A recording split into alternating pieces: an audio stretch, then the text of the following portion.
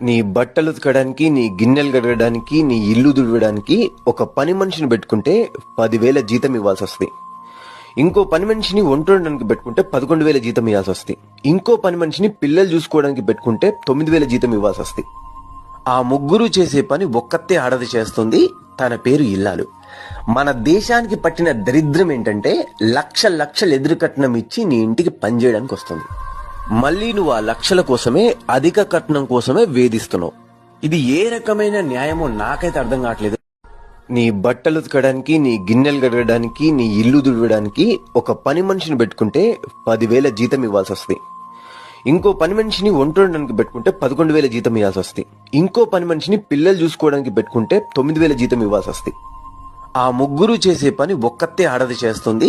తన పేరు ఇల్లాలు. మన దేశానికి పట్టిన దరిద్రం ఏంటంటే లక్షలు ఎదురు కట్నం ఇచ్చి నీ ఇంటికి పని చేయడానికి వస్తుంది. మళ్ళీ నువ్వు ఆ లక్షల కోసమే, అధిక కట్నం కోసమే వేధిస్తున్నావు. ఇది ఏ రకమైన న్యాయమో నాకైతే అర్థం కావట్లేదు. నీ బట్టలు ఉతకడానికి, నీ గిన్నెలు కడగడానికి, నీ ఇల్లు దుడవడానికి ఒక పని మనిషిని పెట్టుకుంటే 10,000 జీతం ఇవ్వాల్సి వస్తుంది. ఇంకో పని మనిషిని వంట వండడానికి పెట్టుకుంటే 11,000 జీతం ఇవ్వాల్సి వస్తుంది. ఇంకో పని మనిషిని పిల్లలు చూసుకోవడానికి పెట్టుకుంటే 9,000 జీతం ఇవ్వాల్సి వస్తుంది. ఆ ముగ్గురు చేసే పని ఒక్కతే ఆడది చేస్తుంది.